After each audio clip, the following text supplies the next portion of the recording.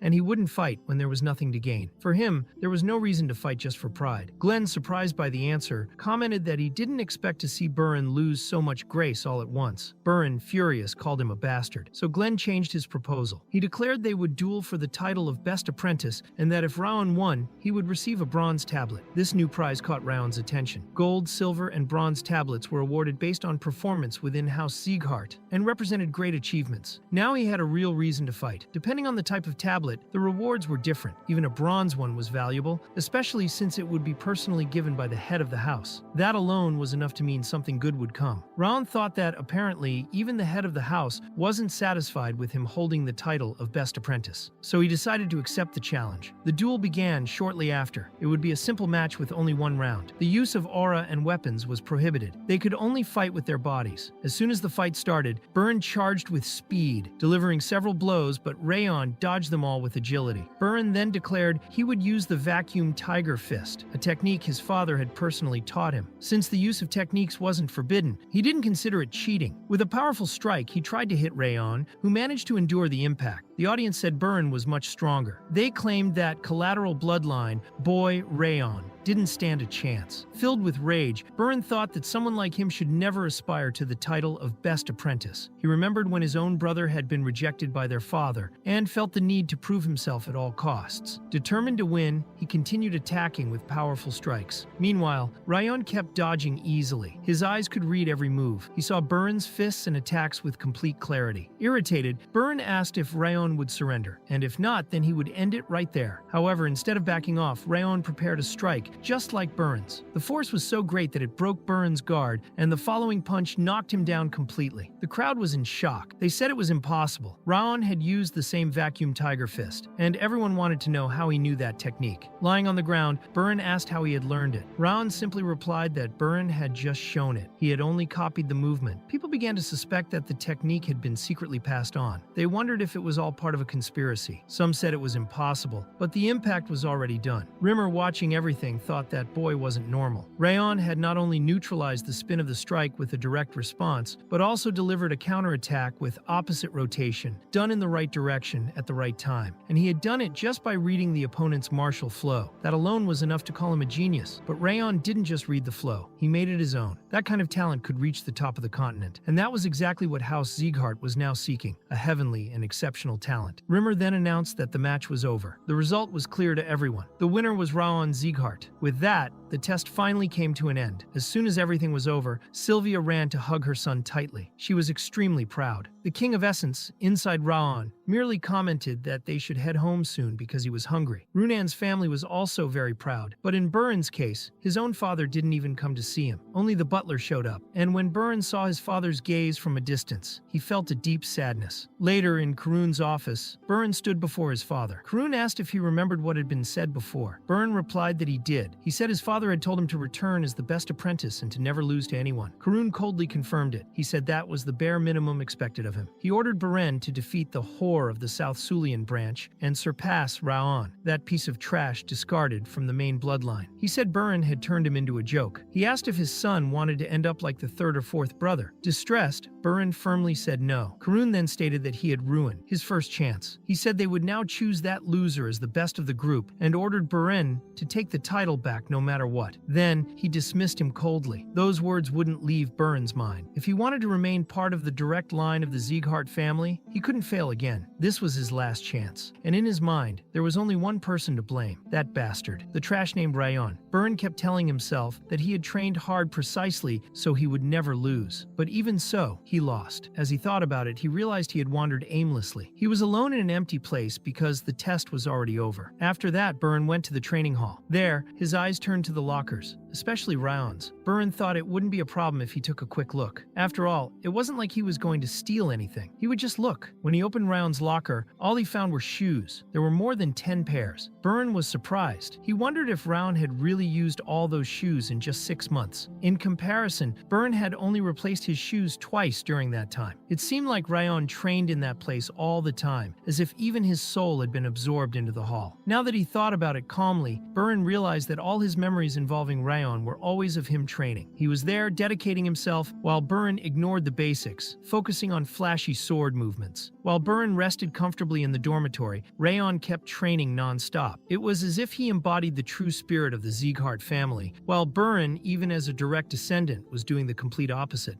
The King of Essence said he still could not believe what he was seeing. He had never encountered anyone like that damn boy. He wondered what kind of monster Rayon was, but admitted that no one knew the answer. First of all, he wanted to understand what new ability Rayon had acquired. The King of Essence explained that the ability called Frozen Flower Perception was a very valuable trait, even for someone with such an insignificant existence like Rayon. This ability increased the range of all senses. With just 1 star, the enhancement could reach up to 10%. With the King of Essence's methods, it was possible to sense something up to 10 times farther than normal senses allowed. Rayon acknowledged that it was very useful, but asked why it had such a strange name. The King of Essence replied that it was just a personal preference. Though he admitted the name was not particularly good, Rayon thought that no matter how hard he tried, the king had no creativity for naming things. Later, Rayon was summoned by the head of the family. Sylvia became anxious, thinking he had done something wrong, but the butler explained that the leader wanted to reward him personally with a bronze badge. In the throne room,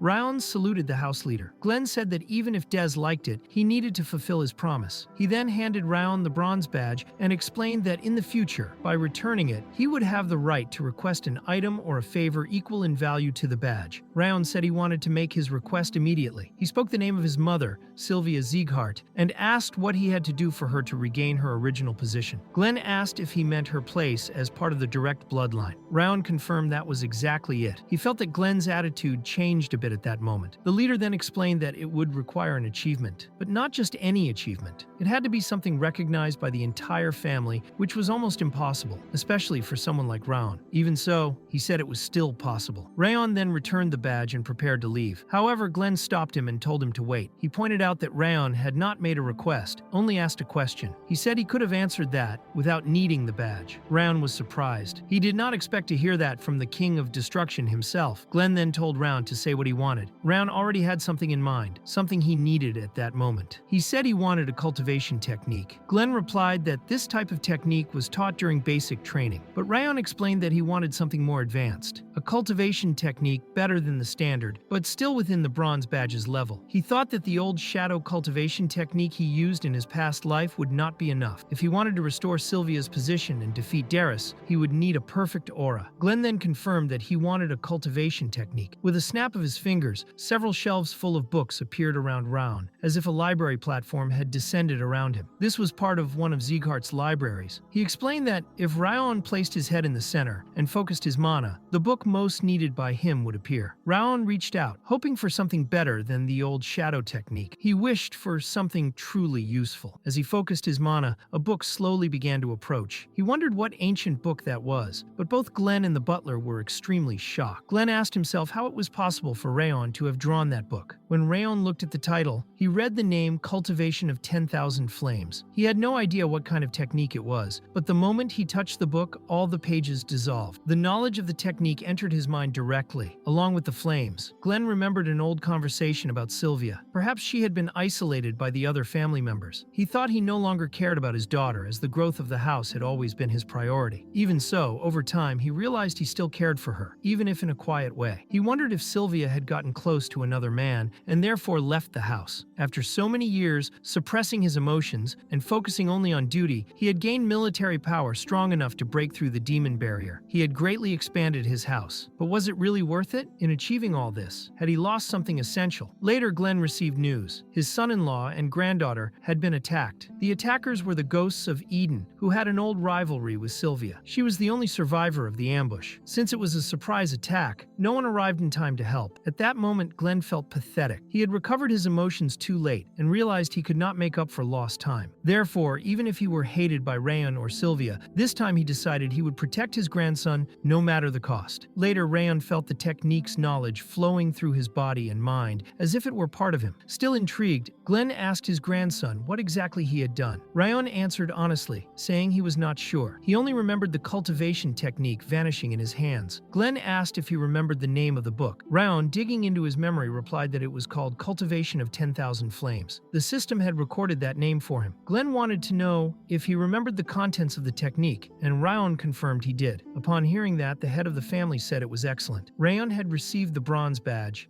and could now leave. After Rayon left the room, Glenn was still shocked. The butler, equally surprised, commented that that technique was that technique. Glenn confirmed. It was the technique of the first head of House Sieghart. No one in the entire history of the family had ever been able to read or replicate it. It was unbelievable that his grandson had managed to understand the cultivation of 10,000 flames. The butler warned that if this information spread, both Rayon and Sylvia would be in danger. Glenn told him not to worry. No one knew that this technique still existed. Even so, the butler asked what they would do about the disappearance of the book. Glenn replied that it was not a problem. The book had been passed on to someone who would truly make good use of it. In fact, no one else could use that technique. If it had not been for Rayon, it would have rotted away in the library, forgotten forever. Now he felt that new winds were about to blow. Meanwhile, back in his room, Rayon was deep in thought. No matter how much he tried to make sense of it, it was strange. He had received an incredibly powerful technique. Perhaps not even a golden tablet would be enough to match the value of the cultivation of 10,000 flames. The technique certainly rivaled the legendary level of the Ring of Fire. Still, it was something worth mastering. However, even with all his effort, he still could not fully grasp that flame. He had failed. He had not yet mastered the technique. Ever since he acquired it, Rayon had been trying to master it, but fusing that aura was extremely difficult. He knew he would not be able to learn such an advanced technique in one go, but even so, he had made no progress. The King of Essence, noticing his frustration, said he was aware of the difficulties Rayon was facing and advised him to do his best. At the same time, he warned him to be very careful. If anyone touched him while he was cultivating, the risk would be immense. His mana circuits, or energy center, could break, leaving him paralyzed. And this was even more dangerous for Rayon because of the cold residing within his own mana circuits. Rayon then told the King of Essence that he should not interfere, since he knew the risks, but the king said he was curious to see what would happen. He admitted he wanted to interrupt him once during cultivation, just to see. Rayon warned that would be bad for him too, since he was occupying a body that would become useless. The king replied that it did not matter. He believed that Rayon, being human, would not be able to overcome this anyway. Even if his limbs were cut off or his mana center exploded, the King of Essence said he could revive it all. And when Rayon gave up his body, that would be the perfect moment to take full control. Rayon, suspicious, asked if that would happen only once. The king said no. He could attack Rayon's mind at any time. That meant Rayon would have to live in fear every day. Rayon then realized that being was truly an enemy, a demon lurking, trying to devour his body whenever it found a gap. It was the embodiment of wrath. He had believed the king had finally given up and gone quiet, but now he knew he had to be much more careful. Still, he decided to leave that aside for now. There were more urgent things to take care of. The wrath inside him then asked if he was finally going to get rid of it. Rayon replied yes. This was not a coincidence. Its appearance that night had been intentional, and he would end it once and for all. It had been a while since he last dealt with it, so he thought it was time to return to his current task. Meanwhile, outside Rayon's dormitory, one of the maids was observing. She said there was nothing suspicious to report, aside from the fact that Rayon sometimes talked to himself. Other than that, he had not done anything unusual. However, she now had something interesting to report. This maid from the annex building was named Judiel. She had not expected Rayon to receive such an advanced cultivation technique with only a bronze tablet. In fact, she had been watching him the entire time. The flow of mana she sensed during his aura cultivation was extraordinary. That was definitely valuable information for the Central Martial Palace. Judiel wrote everything in a letter, folded the paper, and paused to reflect. She was only doing this because it was an order. Still, she felt sorry. After all, Rayon was just a boy. She wondered how much longer she would have to keep spying on him. Judiel placed the message in the water, allowing it to be carried to the palace. When she stood up to return to the annex, a cold blade touched her throat. A voice warned that if she opened her mouth, she would die. If she moved, she would die too. All Judiel could do was look toward the lake. She wondered who carried such a strong killing intent. When she looked at the reflection in the water, she recognized the face. It was Rayon Sieghart. He said he had sensed her gaze from the very first day and asked if she had managed to gather any decent information to report. Judiel was in shock. Did he know from the beginning? She believed she had left no trace of her presence, but now she realized he had simply pretended not to notice. He ordered her to open her mouth. Then, he forced something down her throat that made her vomit the letter. Rayon looked at the paper and remarked that he could not see its contents, thinking it might be some sort of coded message. He began analyzing all possible elements. It was not water, nor earth, fire, wind, or ordinary light. He concluded it could only be moonlight. Judiel, stunned, wondered how he knew that. Rayon replied that the members Alice Sieghart and Karun Sieghart used that element. It was obvious to him that the order had come from Karun. Judiel panicked. That was impossible. She had never revealed her face. She had trained for years to become an experienced spy. How could that boy know everything? That was when she noticed the pain spreading through her body. She realized he could even sense her thoughts. The only explanation was that what he had forced her to swallow was a worm of wrath. She remembered the moment she received the mission. She was to go to the annex and report everything about Rayon and Sylvia. If she succeeded, she would receive a reward she had long desired. She asked if he had really placed a worm of wrath inside her. Rayon then asked if she knew the worm and said that if she did, then she knew she was completely trapped now. Desperate, Judiel tried to vomit the worm, but it was no use. That kind of curse allowed the caster not only to track the target's location, but also to read their thoughts. It was one of the worst curses in the world, even allowing the caster to kill the target from afar, inflicting unbearable pain. And she had no doubt that it truly was the Worm of Wrath. Rayon concluded that since she was sending the letter to Karen, she must be a spy from the main palace. The operation had likely started 7 months ago, before the judgment ceremony. She had thoroughly investigated not only him, him, but also Sylvia, Helen, and the other maids. Judiel had thought it would be an easy mission. Watching a boy like Ryan and a crippled woman like Sylvia seemed simple, but there was a monster living in the annex building. She decided she would change the content of the letter, reporting something far from the truth, but Round stopped her. He said it was no use. Even if she changed the information now, Karen would eventually notice her incompetence. Then, with a faint smile, he said that from now on, she would be a double agent. She should send reports with information that would inevitably be discovered, while hiding the ones that could not be obtained by normal means. At the same time, she was to gather information on Karen and deliver it to him. When Judiel agreed, Ryan said that next time he returned, he would expect useful information. Later, the King of Essence asked Ryan when he had summoned a Worm of Wrath, but Ryan replied that he would never use something so disgusting. In truth, he had only given Judiel a paralyzing poison that caused intense pain. It was just a trick. The king then wondered if Ryan had read the spy's mind without using any magic. Ryan answered that he had not read her mind. He said that certain information can be obtained by observing reactions, signals, and patterns. Others might not notice it, but he had experience. Even the King of Essence admitted that Rayon looked like a true demon. After that episode, Rayon threw himself back into training. He returned to the training field, but even with constant effort, he still had not managed to form an aura by the day of the meeting. Back at the training field with the other children, Rayon noticed that around 42 participants had passed, only about a quarter of the total. Instructor Rimmer was very strict with final results. That was when Runan approached him. She stayed silent for a moment, just staring at him. She recalled a conversation with her family. Her mother had said that since Round helped her train, she should show her gratitude. Runan said she had invited Round to eat her snacks, but had done nothing else because her father had told her never to speak to that boy. Still, her mother explained that when it comes to gratitude, gender does not matter. If someone helps, the least you can do is say thank you. It is a basic courtesy she should never forget. So Runan walked up to Rayon and simply thanked him. The King of Essence, curious, asked the reason for that sudden gesture, but Rayon said he had no idea. He could not know. Runan left feeling proud for having done her duty. Soon after, Dorian came running, completely exhausted, probably because he had been late again. As usual, Dorian was cheerful and a bit frantic. He asked how the young master was feeling. He said that even when he was only a provisional trainee, he thought he would die. Now that he was officially an apprentice, things had gotten even harder. He said he could not even understand how he was still alive. He continued to have nightmares during rest and could barely sleep properly. Still, he kept rambling non-stop, saying he was really happy that Rayon had placed first. He added that if Burn had taken first place, that would have been hard to accept, but Burn was right behind him at that moment. Ignoring Dorian, he walked straight past and stopped in front of Rayon. He took a deep breath and apologized. He admitted that the previous week he had shown a bad side of himself. However, he made it clear that he had not given up. No matter how much effort it took, he promised that one day he would surpass Rayon. He would not back down, he would not quit. Rayon was genuinely impressed. It was not every day that a 13-year-old admitted his failures with such honesty. Maybe it was a reflection of being raised in a great family. The King of Essence, on the other hand, mocked him. He said Burn still did not know his place even after getting beaten up. Rayon simply asked him to calm down. At that moment, someone arrived late. It was Rimmer himself. With his usual carefree manner, he explained that he had drunk a bit of wine the day before and had taken a longer nap than he should have. He asked if everyone had rested well and then congratulated those who had become official trainees. From that moment on, formal training would begin. He explained that the routine would be similar to before, but with some new training programs. The first one would be the aura cultivation method, but before they could begin, someone interrupted the training. A furious woman appeared, complaining that she had almost hurt herself because the door wasn't opening properly. Just seeing her left Dorian completely terrified. Rimmer, smiling, commented that she had finally arrived. He said that he wasn't her instructor, but that she was a repeating trainee from the previous group. Since they would now be training together, everyone should treat her as a senior. She was Martha Sieghart from the direct family line. Before any greetings, Martha asked who the head instructor was. She couldn't accept someone inferior to her in a higher position and wanted to verify that with an immediate duel. She then turned to Round and asked why they didn't just fight right there. Round, slightly frustrated, thought he always ended up meeting crazy people. Still, he introduced himself as Rayon Sieghart, the top cadet. Martha replied that he didn't look like the best, but said there was no need for conversation. She just wanted to fight. Burn then asked why she was being so disgraceful and ridiculous. Martha, offended, offended, asked how he dared to speak like that to a senior. She said that if he kept talking without thinking, she would kill him right there. Buren firmly stated that Ryan Sieghart had been acknowledged as the top cadet by both the instructor and the head of the house. He wanted to know why Martha was making such a scene. She replied that she remembered well the day Buren caused trouble too, and he admitted that it was exactly why he was saying those things now. He didn't want to witness another disgraceful spectacle, especially from someone as unpleasant as her. Ryan was surprised. Buren had really changed. Even Runan stepped in front of Round to protect him. Seeing that, Martha laughed. She said she was having a lot of fun with that group of friends trying to protect him. She commented that trash protects trash, and that she would continue being the villain if needed. She hated cowards who hid behind others. To her, they were worse than the arrogant ones. Right after, she lunged at Rayon, but he dodged easily. With a precise counterattack, he sent Martha flying. Buren was impressed, and Rimmer, like any good teacher, simply watched his students fight. Martha, furious over the humiliation, promised that after she was done with him, Rayon wouldn't even be able to walk anymore. But before she could do anything,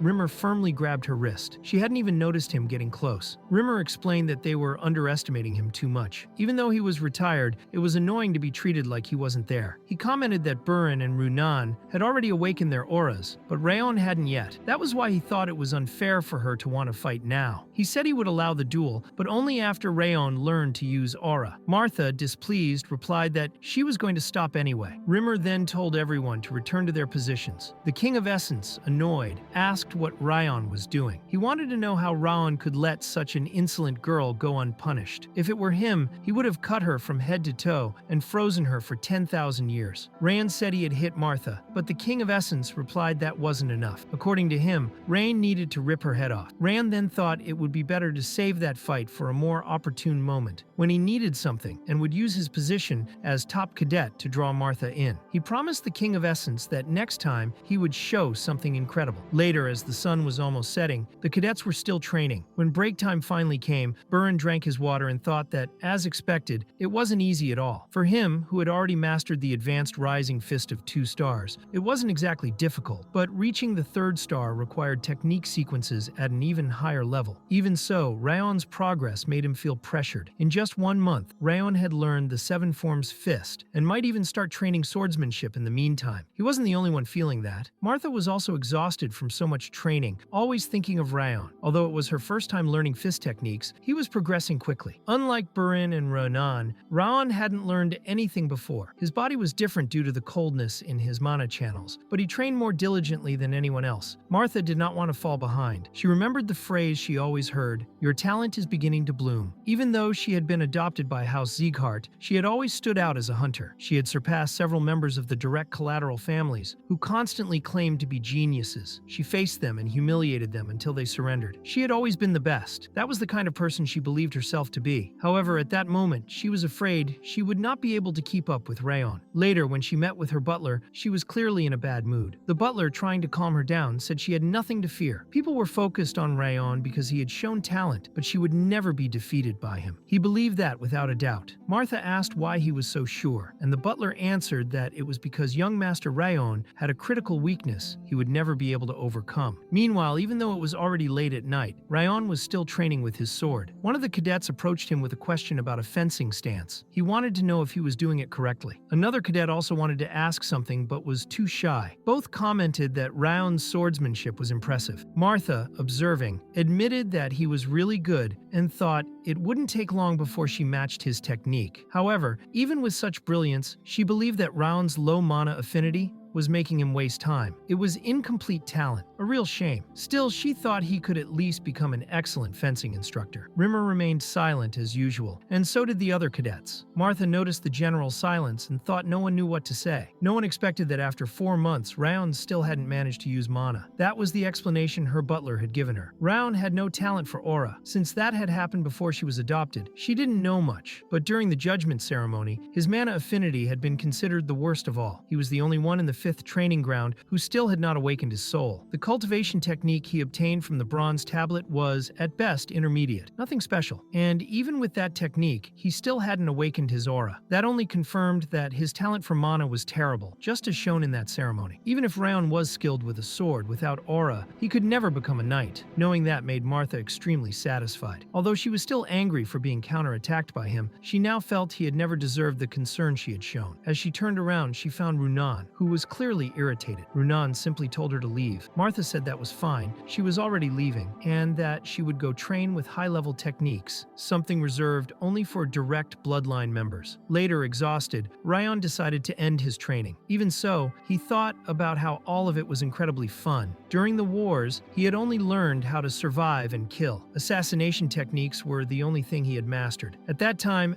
living meant killing. Now, he never imagined that learning martial arts by choice could be so enjoyable. The King of Essence was outraged and asked what kind of world Raion was living in. He found it absurd that Raion had done nothing when Martha provoked him, calling her a damned black-haired woman. Raion replied that he hadn't even noticed what had happened because he was too focused. The King of Essence was furious with his indifference and said that if it had been him, he would have turned the girl into ice. Even so, Raion explained that there was no advantage in fighting Martha at that moment. He knew he could defeat her without using aura or his cultivation technique. As he left, he found Runan holding a small box. She had brought something for him to eat. Raion didn't know exactly what it was, but it was cold. He remembered from his past life as an assassin that eating something unfamiliar was a risk, but it didn't seem dangerous. The King of Essence tasted it and was amazed by the flavor. He had never tasted something so sweet, not even in the demon realm, and got excited asking for more. Runan asked if he liked it, and Raion confirmed. He said it was delicious. She explained that it was called pearl ice cream, and then turned around and left. The King of Essence, still excited, kept repeating that he wanted more. When Runan was already far away, he commented that she was quite strange. Raion started to wonder if Runan was worried about him. For a child like her, who loved sweets, giving up the last one was a hard decision. Raion then decided that he would return the favor later, and the King of Essence immediately demanded that he repay it with more ice cream. When he returned home, Sylvia commented that it felt like a long time since she had seen her son, but Raion replied that it had only been a week. Still, she quickly got flustered and wanted to feed him. Later, Judiel was delivering the monthly report that would be sent to the Central Martial Palace. She asked if there were any new orders. Judiel replied that there was nothing special. They had only requested a deeper investigation into the martial arts Raion had been learning and the rapid progress he had been showing. However, since he still hadn't awakened his aura, the interest in his progress seemed to have declined. Raion then asked what they were saying about his mother. Judiel explained that interest in Lady Sylvia had also decreased. It was even possible that she would be ordered to leave. Raion realized that this was not good, and that he needed to cherish her presence while he still could. Judiel took the opportunity to ask if Raion had perhaps avoided acquiring aura on purpose. Raion simply returned the question, curious to know what she thought. Judiel replied that the question had been presumptuous. Raion thanked her for her work and dismissed her. The King of Essence commented that he really did seem like someone who had avoided learning on purpose. Raion replied that knowing how to take advantage of the moment and people's moods was an important skill. Even so, the King of Essence insisted, asking why it was so hard for him to acquire aura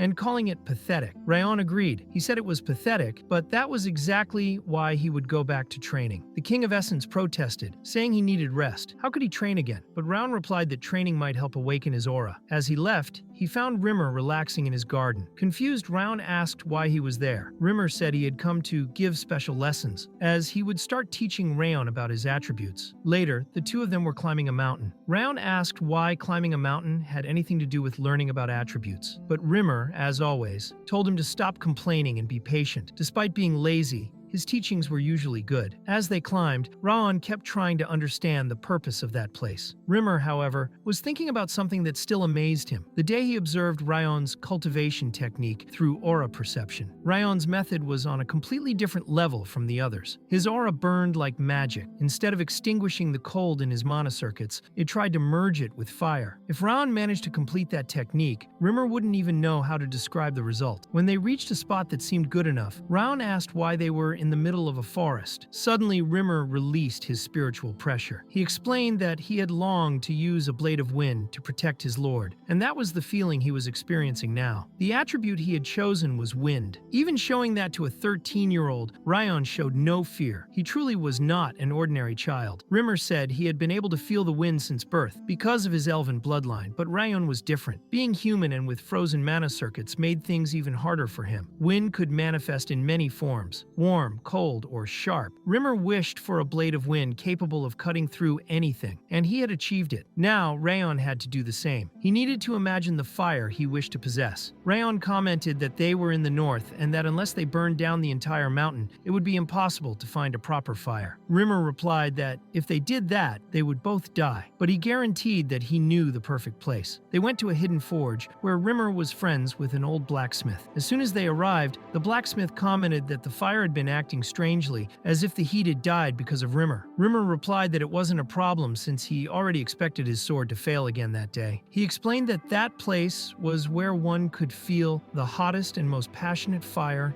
in the entire north, the furnace of the legendary blacksmith. The blacksmith then asked what they had come to do this time. Rimmer got annoyed and asked how he dared to speak like that to the grandson of the head of the family. But the blacksmith, unfazed, said he was just a retired old man, and that unless the head himself came in person, he didn't care. Rayon, in the meantime, started to feel something familiar. It was truly the kind of fire he knew. He had seen handmade campfires, fire magic used by mages, and countless flames throughout his past life. But the fire in that furnace was different.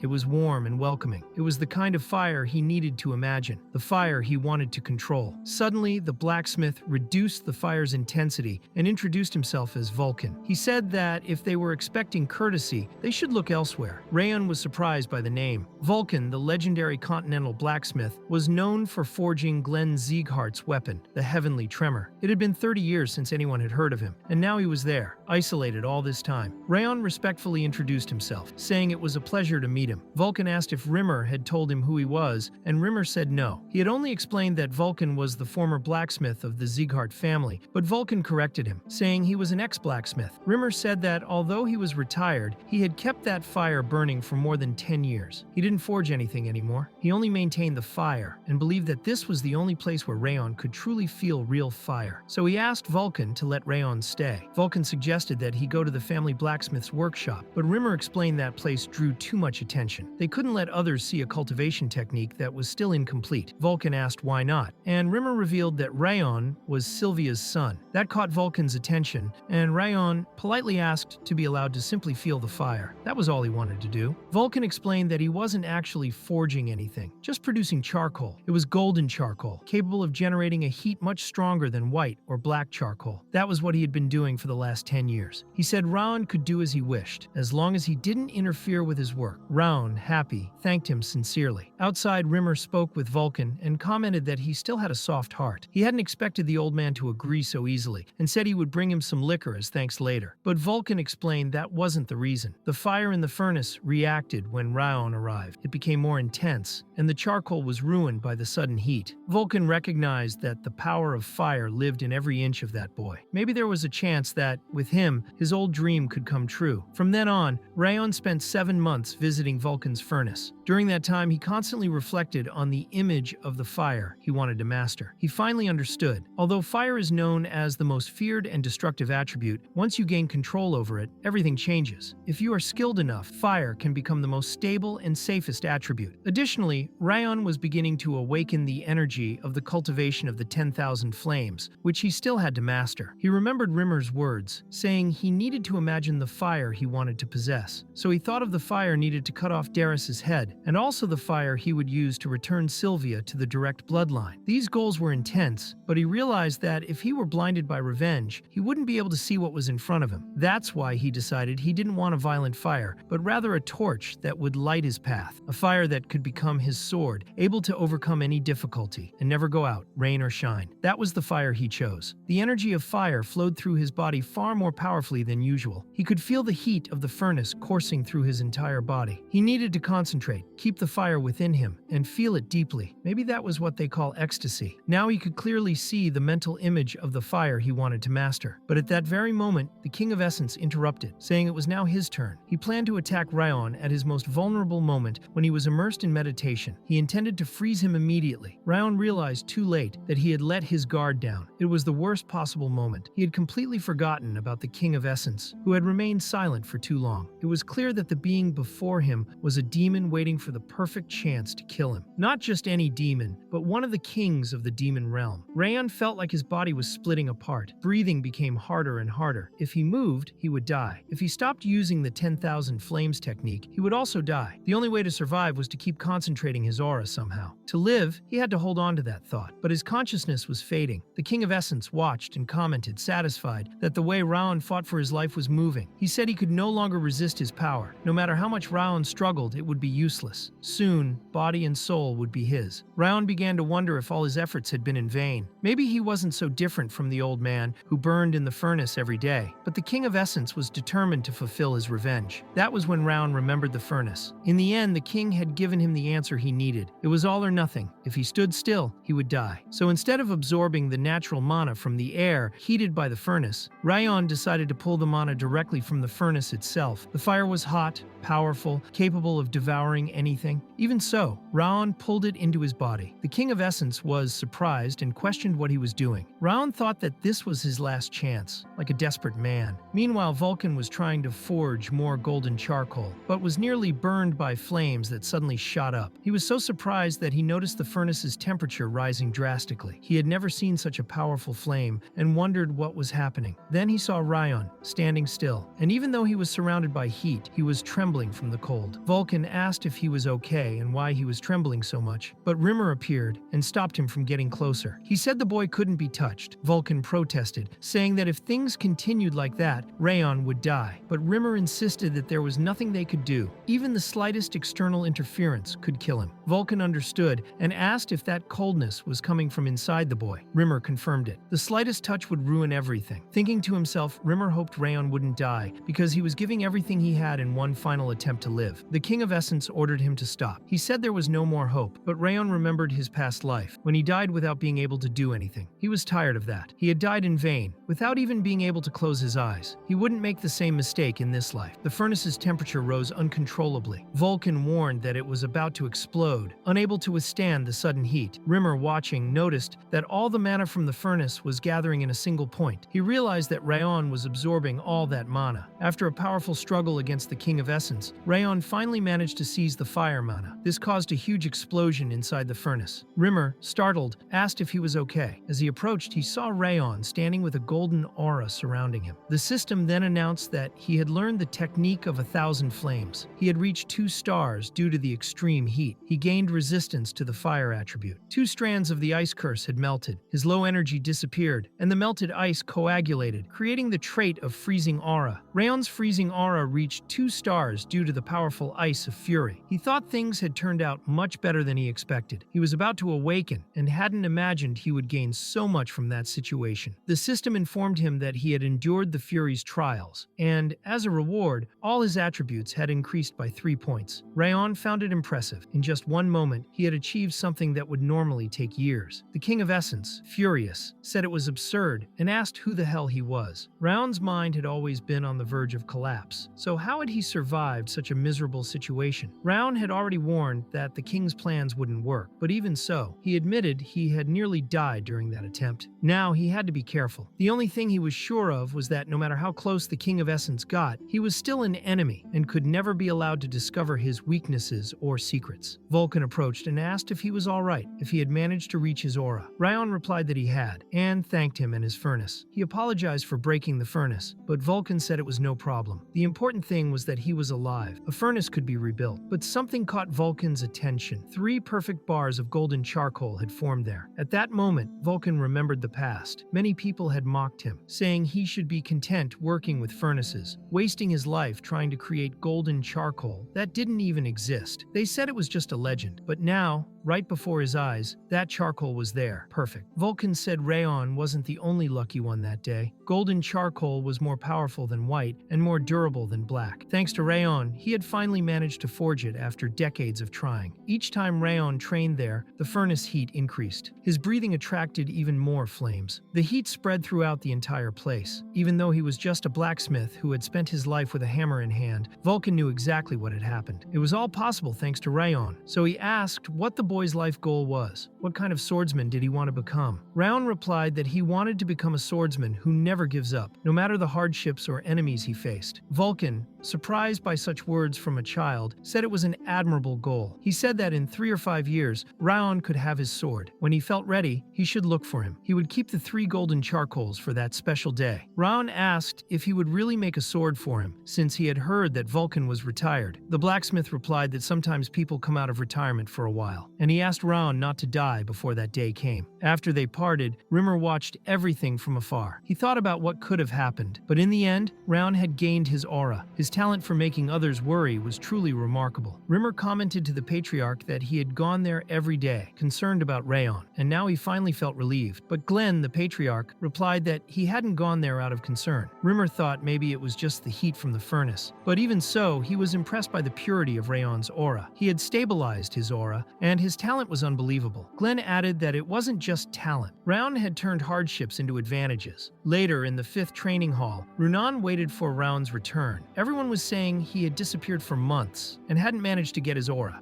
Some even said he might not be as strong as they thought. But Runan kept waiting for him. She really wanted to help him because her mother had taught her to always repay those who helped her. When Rayon finally returned, the first thing he saw was Runan rushing over. She gave him a small box with 3 pearl ice creams, saying it might brighten his day. Rayon asked if it was the same ice cream as before, because it was delicious. And Runan noticed the air around him felt stronger. In just a few months, he had become much more powerful. The King of Essence, surprised, commented that the flavor was still just as wonderful as the first time, and told Rayon to eat the other ice creams immediately. But Rayon refused. He said he would eat only one, because he knew she was sharing something she really liked. So he closed the box, thanked her, said it was delicious, and that one was enough. Runan asked if Rayon was feeling better. He said yes, that he was much better now. She was happy to hear that and walked off quickly, blushing and embarrassed. Rayon in turn thought she was a very mysterious child. Later on, Rimmer spoke to the cadets. He said that since the basic training in swordsmanship and techniques was complete, it was time for a new challenge. He admitted the previous training had been boring, so he had prepared something special for the next month. The upcoming stage would involve energy cores, and the duels between cadets would begin in 1 month. These duels would be used to evaluate and rank their performance and would directly affect their graduation status. Everyone needed to prepare during that time. However, Martha wanted to clarify something. She asked if those who were behind and still hadn't awakened their aura would also need to participate. It was clear she was referring to Rayon indirectly. Rimmer replied that he had heard this someone had already succeeded. Martha, surprised, asked when that had happened. The other cadets began murmuring, trying to figure out when Rayon had managed to awaken his aura. Martha then said she would finally have an opportunity. The long training had been tedious, and now she could settle an old score. She reminded Rayon that she once said there were no people weaker than her, and that she had waited long enough for him to realize how unfit he was for a position he didn't deserve. That's why she wanted to teach him a lesson. At that moment, Burin stepped in to stop her, saying she should let it go. It hadn't even been a full day since Rayon had awakened his aura, and she already wanted to challenge him. He accused Martha of having no honor, but Martha replied that Burin only cared about honor because he was raised being admired. To her, honor was something reserved for those who earned it. Even the less talented cadets had awakened their aura in just 1 month. Meanwhile, the best cadet took 6 months or even longer. The most advanced techniques usually took around 7 months. According to her, that just showed Rayon had no talent. She stated that everyone knew it since they had all witnessed the judgment ceremony together. She explained that a swordsman who couldn't awaken an aura would never be recognized, even if they had skill with the sword. Without aura, it was meaningless. So she suggested to Rimmer that this would be a good time to replace the top cadet during the duels. She said Rayon had held that position for too long without deserving it, and that it was time to put him in his place. She planned to make sure the duel's winner would become the new top cadet. Rayon calmly said it wasn't that simple. If Martha wanted to bet his position as top cadet, she would have to offer something of of equal value. Martha, surprised by his boldness, asked if he still didn't understand his situation. She said no one was on his side. But Ryan, smiling, asked if she was afraid. That made Martha burst into laughter like a madwoman, saying it would be amazing. She would tolerate that provocation just this once. She then presented the Orb of Calamity, a miraculous medicine she had received from her father. It was meant to strengthen both body and aura. She said that if she lost the duel, she would give it to Ryan. He then remembered what the King of Essence had told him. Wait for the perfect opportunity to defeat her. Now he finally had that chance. A month passed, and the day came when Martha intended to make Ryan pay. She remembered the shame of being struck for the first time by someone her age, and now wanted revenge. She believed it was pointless to fight him since it had only been a month since he awakened his aura. Meanwhile, she had been training for over 3 years. She thought it would be a waste to expect anything from someone without talent, but even so, she wanted to grow stronger because there was someone she needed to save. For her, that day would mark the end of Ryan Sieghart. At the training grounds, Rimmer explained to all the cadets that watching a battle was just as useful as participating in one. He told them to observe the fights carefully, think about how they would react in similar situations, and not to get nervous. They just needed to do their best. The first match would be between Buren Sieghart and Dorian, but Dorian was trembling. He said he was quitting. Rimmer replied that the fight hadn't even started yet. Still, Dorian complained that he wasn't feeling well, had slept poorly,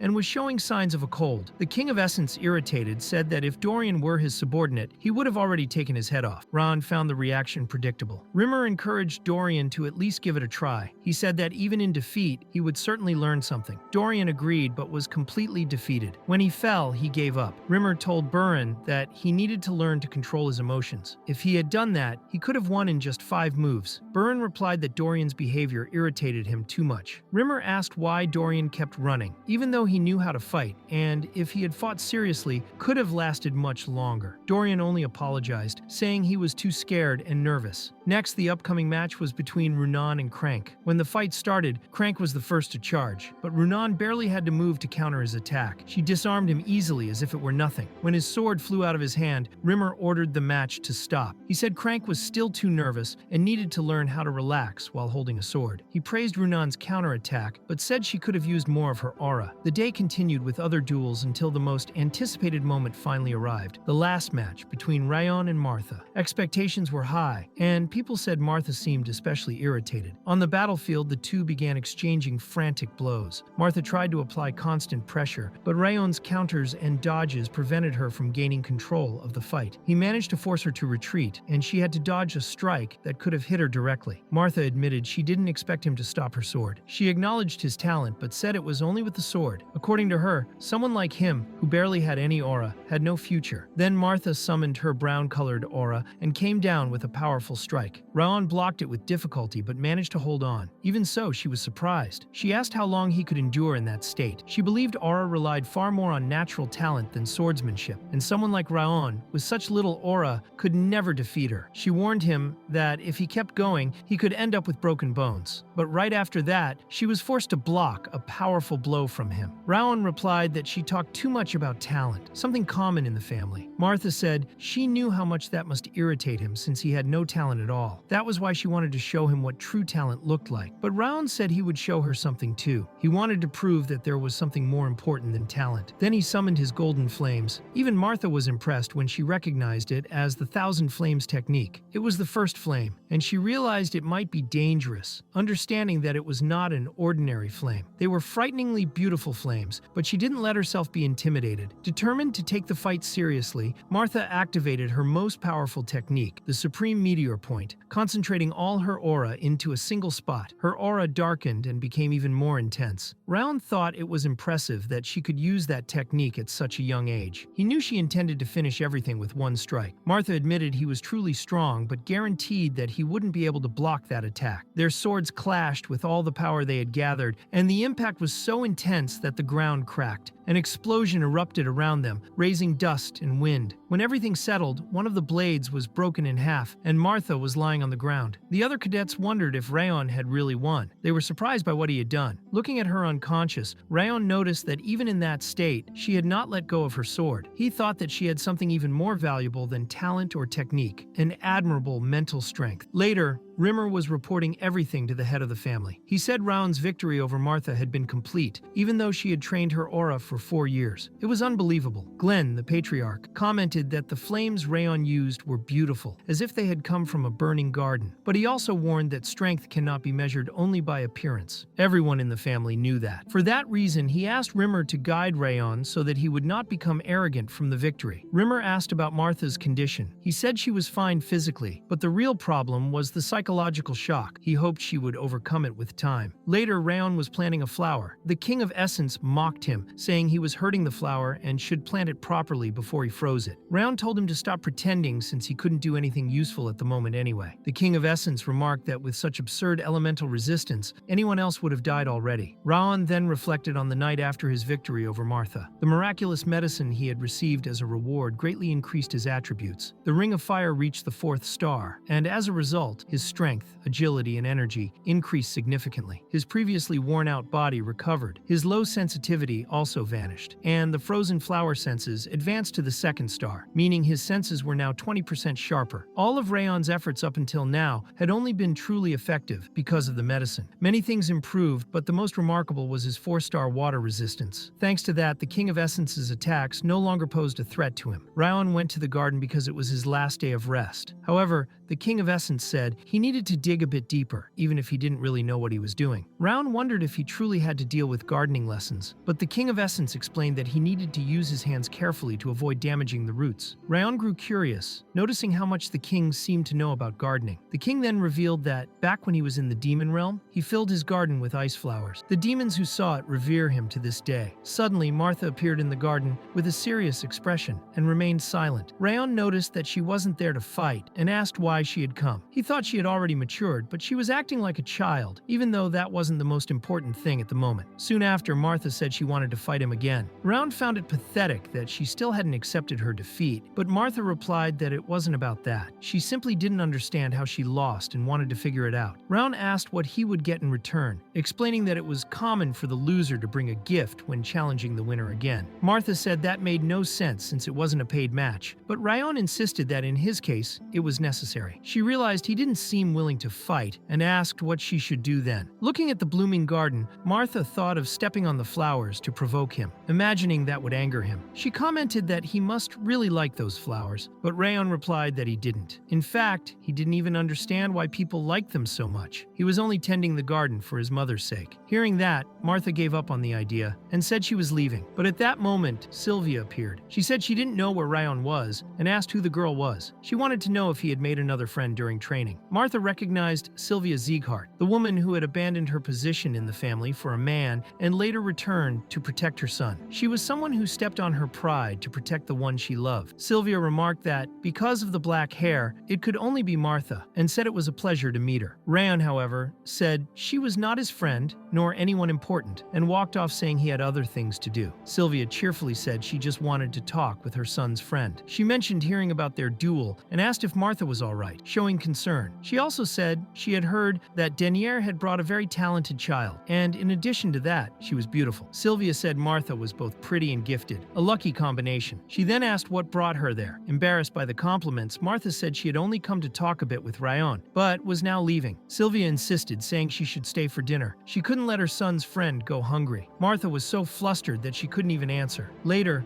the three of them were at the table. Raon sat across from Martha, eating the delicious meal prepared by Sylvia. He wondered why Martha was so quiet and acting that way. She seemed different. Sylvia then asked if Martha was a year older than Raon, just to start a conversation. Martha confirmed she was 15. Sylvia then commented that neither of them seemed to have trouble with training. Martha replied that she was doing fine. Sylvia explained that, although the cooks were good, the meat there wasn't as high quality as that from the main residence, so it might be a bit tougher than usual. Even so, she recommended that Martha chew well to avoid indigestion. Hearing that, Martha remembered that her mother used to say the exact same thing. She thanked her for the meal, saying it was excellent. Later, as she was saying goodbye, Sylvia told her she was very happy with her visit. Meanwhile, Raon asked the King of Essence what had just happened. He was confused, certain that Martha had come just to provoke him, but ended up staying for dinner. He wondered if she had eaten something spoiled or hit her head. The King of Essence replied that maybe both. As she left, Martha thought Rayon probably saw her as crazy, but Sylvia's eyes were very similar to her own mother's. She couldn't bring herself to reject that dinner. Sylvia's face, hair, and voice were different from her mother's, but at that moment, she felt like she was with her again. Since her mother had been kidnapped by the White Blood cult, Martha was adopted by Denier. She had decided that she would never lose until she found her mother again, and had held firmly to that promise until now. However, after losing to Rayon, she felt like everything might fall apart. The Ziegharts had adopted her because of her talent, but now, after a defeat, she might be cast aside. She thought her father had always been a calm person, but what if that had all been an act? Would she lose hope of finding her mother again? She felt she should never have lost. That was when her butler mentioned she had returned later than expected and handed her a letter left by Denier. Upon reading the letter, Martha saw that Denier congratulated her on her first defeat. He said that a defeat did not mean she was a loser and that she didn't need to worry about it. He encouraged her to reflect on the reason why she lost, because that reflection would help her grow. That was exactly why defeats were important. He mentioned he would love to be with her to comfort her, but his mission was taking longer than expected. He apologized for not being present yet and assured her that he was still searching for her mother and had not given up. Emotionally moved, Martha asked the butler to tell him that she would keep everything in her heart and that she was very grateful for everything he did. After that, she returned to her room and thought about her defeat. She realized she had lost in a pathetic way, not because she had let her guard down, but because she had simply been defeated. Now she needed to accept that defeat and move forward. She could no longer bring shame to her father. If she pretended nothing had happened, she would learn nothing and would feel ashamed to face him again. She decided to start over and leave her foolish past behind. After cutting her hair, Martha promised herself that she would become stronger. The next day at the training field, everyone was surprised. Something was different about Martha, who was walking straight toward Raon as she always did. She said she wouldn't apologize for her previous behavior, but she would keep her promise. The promise that the loser must obey the winner. That was all she had to say. Then she turned and walked away. Raon was impressed by the unexpected attitude. He hadn't expected that much obedience from her, even with the promise. He realized something about Martha had changed in a short amount of time. It was an admirable quality, especially for someone so young. However, even if she was being respectful toward Rayon, she still wasn't very friendly with others. Right after that, she kicked Dorian to make him move out of the way. Rayon figured that this change only applied to him. Then the new year began. Even if only on a small scale, many things had changed. Despite everyone's expectations, Martha continued to obey Rayon after the new year. Byrne became calmer and more competent as the leader of the new recruits. Runan's swordsmanship improved a lot, even though her expression remained blank. As for Rayon, training with his life at risk became a daily routine. Everyone was amazed, as he had only learned the basics of the footwork technique, yet managed to master it in just one day. People said it was impossible. Even for someone talented, that was on another level. Later, Rimmer, speaking to the head of the family, said it was unbelievable. He was certain of what he was saying. The boy had mastered the technique using only a mental image. Rimmer declared that Rayon was a true monster. He even trained with his eyes closed to master the footwork. The family had then asked sarcastically if Rimmer was now Rayon's personal butler, since every time they met, he only talked about the boy. Rimmer was curious too, but he noticed that the main house's servants seemed busier than usual. He asked if something was being prepared, and Glenn explained that the delegation from the Kingdom of Orwyn would arrive in a few days. The Kingdom of Orwyn was one of the 6 kingdoms located at the center of the continent, and one of the few nations that maintained a friendly relationship with the Sieghart family, which usually remained distant from other alliances. This kingdom was known for valuing knights, swords, and martial arts. When Rimmer asked who the official representative would be, Glenn said they had announced it would be the 3rd prince, but it was likely that the real representative would be Duke Tartan. Rimmer commented that the 3rd prince of Orwyn was probably still young, maybe the same age as Rayon or Burin, but he had never paid much attention to the boy. Even so, he was instructed to ensure the students were well prepared, as the kingdom's trainee knights would accompany the prince. They wanted to observe how the young swordsmen of the Sieghart family trained, and for that reason, they needed to show something unforgettable. Rimmer found the idea interesting. The 3rd prince, accompanied by trainee knights, seemed like a valuable opportunity. Glenn commented that Rimmer was probably already planning something, and later Rimmer told the cadets that they would be dueling against the knights from the Kingdom of Orwyn. He said they had probably all heard the news about the prince's arrival, and that he himself would like to face him in a duel. He warned that no one should feel frustrated about it. A swordsman always needed to be ready to draw his sword, even right after waking up. Some students commented that they had heard the prince would visit other training grounds, not just theirs. Rimmer, recalling a previous conversation, said he had already spoken with His Highness, and learned that he had visited the 6th training ground before. Judging by his his expression, it seemed the place hadn't impressed him. That was why Rimmer had invited him to visit the 5th training ground, promising he wouldn't regret it. He assured them he would show something memorable. Rimmer said the cadets had every right to be surprised, since it was a sudden announcement. But before jumping to conclusions, they should get to know the visitors. The knights in training and the 3rd prince were the pride of the kingdom of Orwin. The prince then introduced himself as Greer of Orwin, and his presence was striking. Rayon immediately noticed that, despite his young age, he had a much more imposing presence than the other knights. Rimmer asked if Rayon was hesitant to duel the prince, but Rayon thought it was a great opportunity to test the combination with the footwork technique he had been practicing. He said he wasn't nervous, and that he also wanted to fight. With that, Rimmer took it as a general approval and declared that the duels would begin. 20 cadets would be chosen, with Rayon being the 20th. He called everyone together and let Rayon, as the top cadet, decide who would face whom. However, before anything else, Rimmer revealed an important detail. He had bet his entire monthly salary on the cadets' victory, so they had to win, or he'd kill them himself, jokingly, but making it clear he expected full dedication. Rayon stood in front of the other 19 cadets and said the first step was to analyze the opponents. He asked everyone to observe the hands of the knights from the kingdom of Orwin, who, despite their armor and confident appearance, were trembling. They were also young, the same age as the Sieghart cadets, and just as nervous. Even so, their training was on the same level as the other 6 kingdoms, or even the 5 great demons. Rayon encouraged them, saying that all the sweat and blood shed up to that point would be rewarded. It was time to show what the Siegharts were made of. He then decided that the first fight would be the most important, as it could raise morale for the others. He chose someone strong to start, Martha. Rayon asked if she could handle it, and Martha answered confidently, saying she could. The ones ready to fight gathered in the center. At that moment, the cadets noticed the size of the first opponent. They asked if he was really the same age as them, since he was much larger. The knight introduced himself as Tars, from the vanguard of the kingdom of Orwin. Even though he was young, his body was in excellent physical condition. He expected to have a good duel.